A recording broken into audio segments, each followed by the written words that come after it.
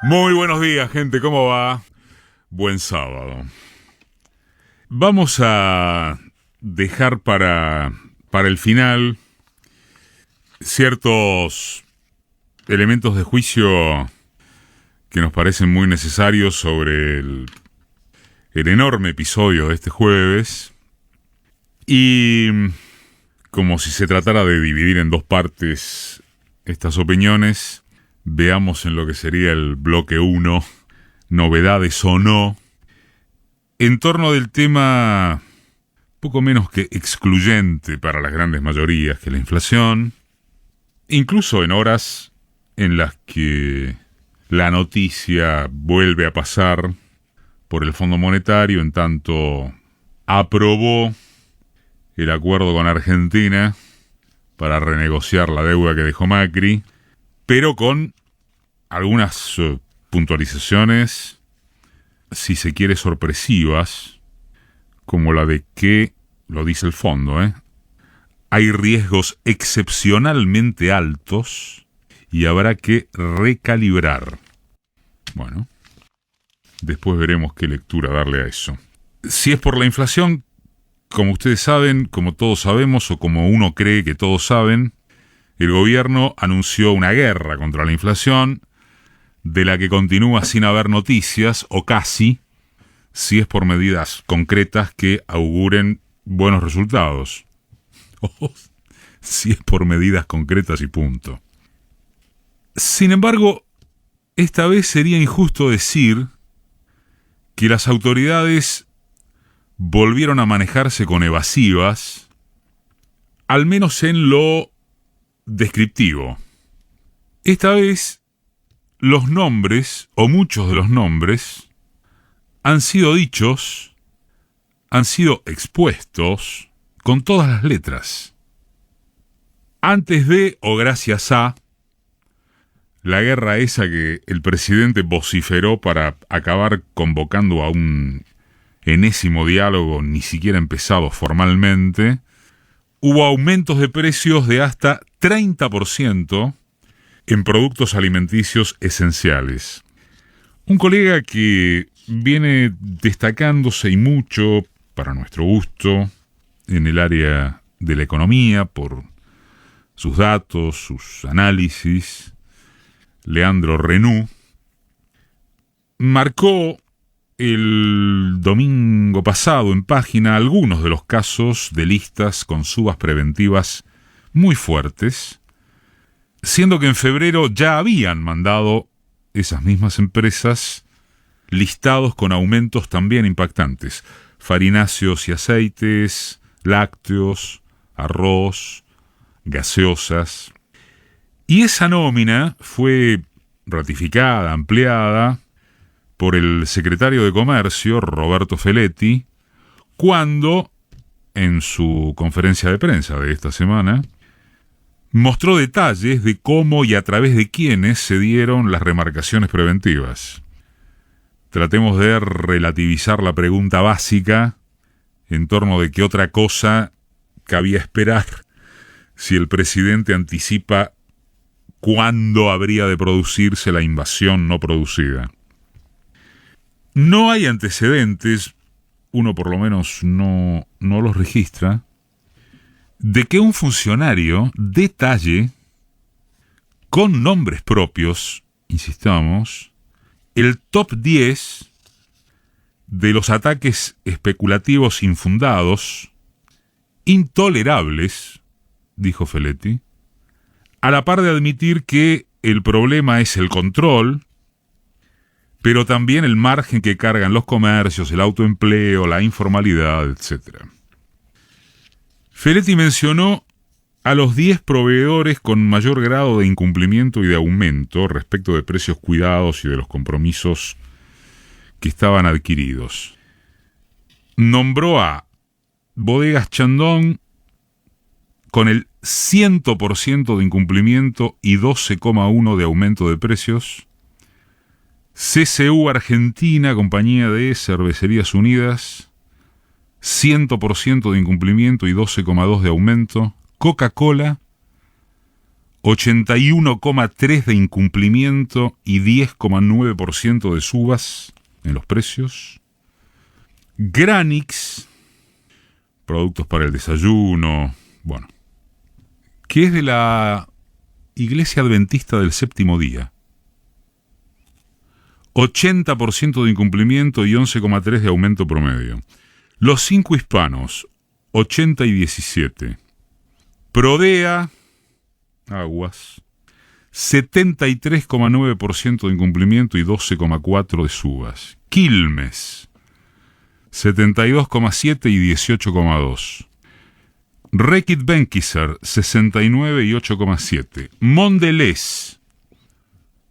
Mondelez, Sorio, Club Social, Cerealitas, Terrabuzzi, Pepitos, Express, Milka, Cadbury, Schott, Mantecol, Tita, Rhodesia, Beldent, Bubalu, Bazooka, Halls, Tang, Clyde, Royal. 63% de incumplimiento y 22% de aumento de precios. Establecimiento Las Marías, con un incumplimiento del 70,6 y un aumento de precios de 12,1. En orden aleatorio y sumadas otras puntualizaciones, yerba mate, productos de limpieza, ya dijimos, galletitas, gaseosas, aguas, otras bebidas, bebés y mamás, así se llama el rubro, congelados, golosinas.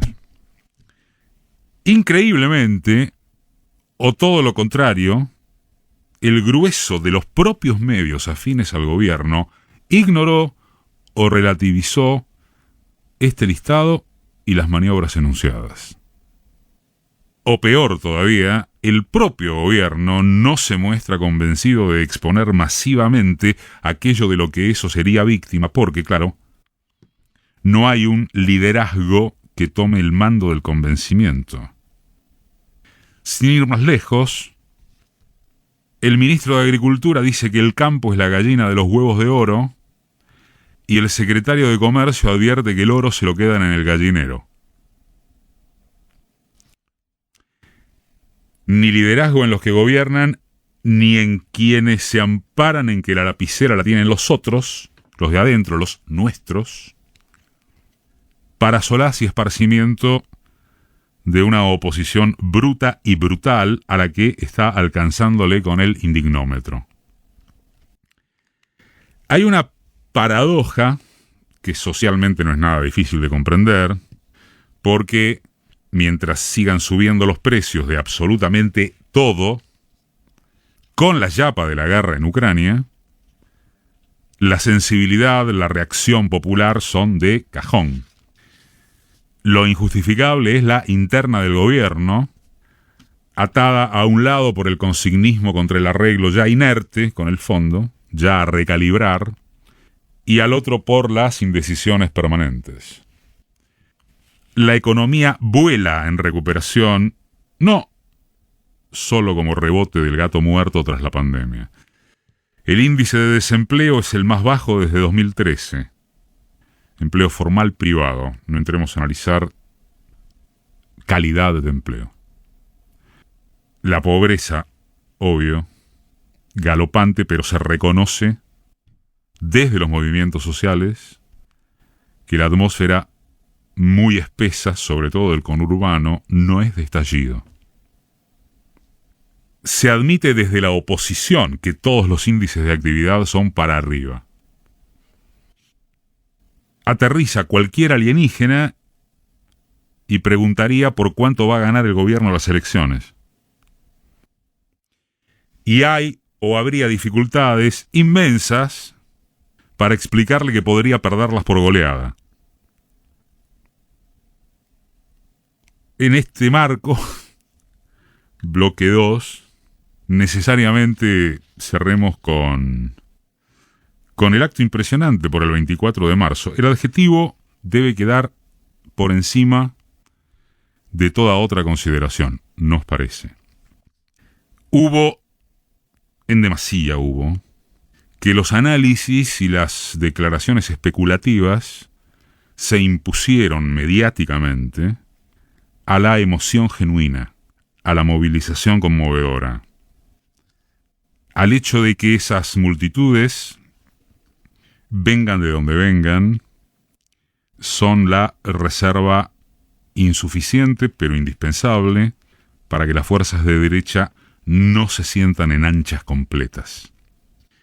De todos modos, en honor a la verdad, no cabe echarle toda la culpa a las previsibles acciones del entramado de los medios tradicionales dominantes, que si continúan dominantes es porque enfrente no se les compite con la altura requerida, además de que en primer término hay un clima social adverso al gobierno porque la inflación está comiéndoselo. Entonces, que si la cámpora puso toda la carne al asador con el propósito prioritario de cotejarle fuerzas al albertismo, que si las manifestaciones de algunos de sus referentes perdieron de vista el sentido principal del 24 de marzo, que si fue más la marcha del peronismo del conurbano bonaerense porque sumó a la cámpora el aparato de los intendentes que apuestan a doble vía, sí al arreglo con el fondo, porque de lo contrario saltaba todo por el aire, pero por las dudas van estas fichas al disgusto. ¿Qué si la inmensa cantidad de gente suelta no quedó acaso subsumida en la lógica de confrontación del frente de todos?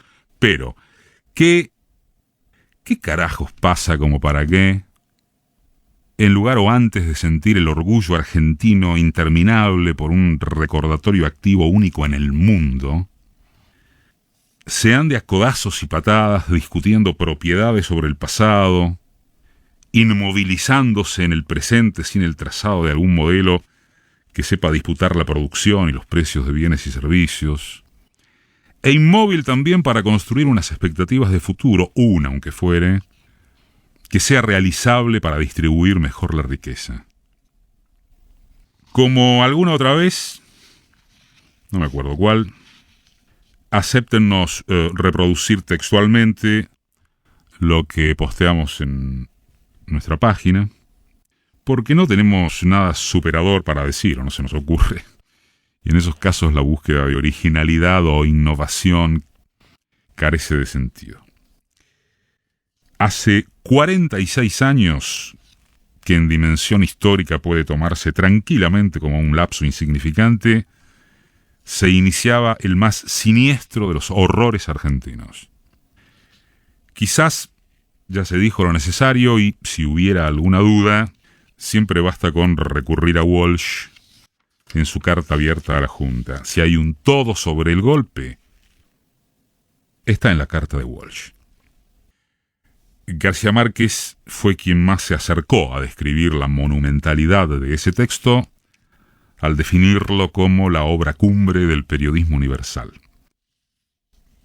Y en estos momentos, decimos, cuando está a la vista un quiebre tal vez sin retorno en la coalición gobernante, debería recordarse que el golpe fue fundado por la necesidad de un modelo de exclusión social continuado por menemato y macrismo, y que tendría que ser mentira estar discutiendo como si no estuviera claro, aunque sea, quiénes son los enemigos. La memoria imprescindible no se lo merece.